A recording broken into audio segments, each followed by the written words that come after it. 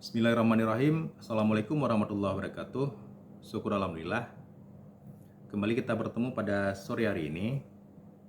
Kali ini kita mencoba untuk membahas sedikit terkait dengan berita media harian lokal Aceh hari ini, bahwa pemerintah Aceh umumkan lelang atau tender tahun 2023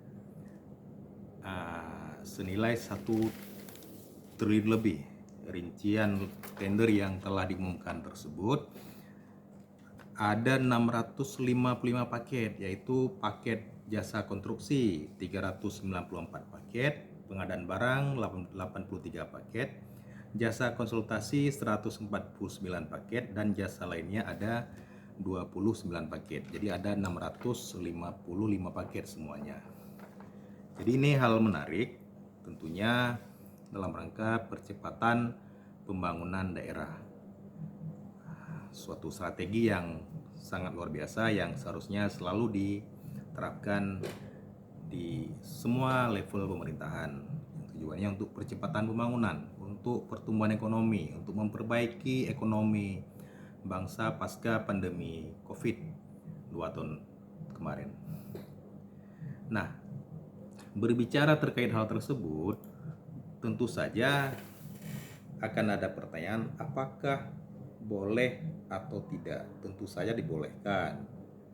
Jadi tender pra DPA atau tender pradipa tersebut tentu saja dibolehkan. Artinya sepanjang hal tersebut dilakukan setelah adanya persetujuan anggaran. Kemudian tentu saja ada beberapa titik kritis yang mungkin saja didapatkan atau diketemukan dalam pelaksanaan tender demikian.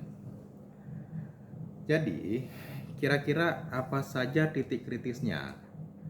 Yang pertama terkait dengan kapan kontrak ditandatangani. Kemudian tentu akan berkaitan dengan klausul yang menyatakan bahwa harga perhitungan sendiri atau HPS itu ditetapkan paling lama 28 hari sebelum batas akhir pemasukan dokumen penawaran atau dokumen kualifikasi. Kemudian permasalahan lain yang timbul apabila hasil tendernya lebih besar dari pagu anggaran yang disetujui, maka di sini harga penawarannya harus dilakukan negosiasi untuk menyesuaikan dengan pagu anggaran yang tersedia. Lalu coba kita kembali pada konteks penetapan HPS, bahwa 28 hari sebelum pemasukan dokumen tender atau sebelum pemasukan dokumen kualifikasi. Hal tersebut perlu dipikirkan supaya tidak menimbulkan ketidakcocokan harga satuan, karena tentu saja kebiasaan yang kita lihat adanya inflasi yang menyebabkan terhambatnya pelaksanaan pekerjaan. Kemudian ada satu klausul pada peraturan LKPP nomor 12 tahun 2021 disebutkan bahwa penandatanganan kontrak dapat dilakukan setelah DIPA atau DPA disahkan. Dalam hal penandatanganan kontrak dilakukan sebelum tahun anggaran, maka kontrak berlaku efektif dan dilaksanakan setelah DPA berlaku efektif.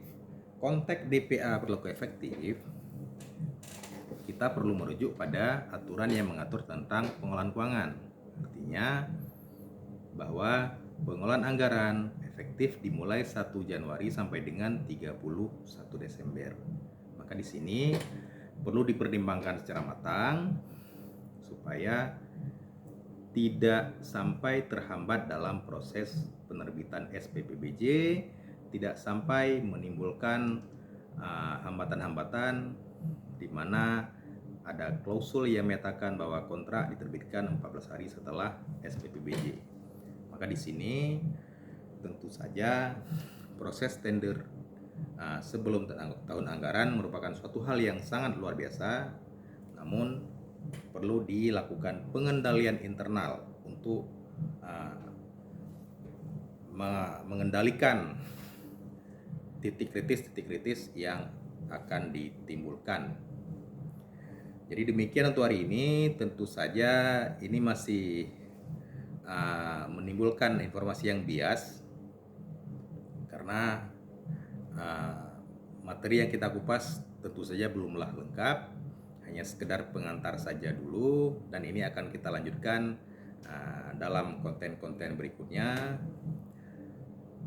Di sini saya berharap adanya pertanyaan-pertanyaan supaya dapat kita lanjutkan diskusi berikutnya.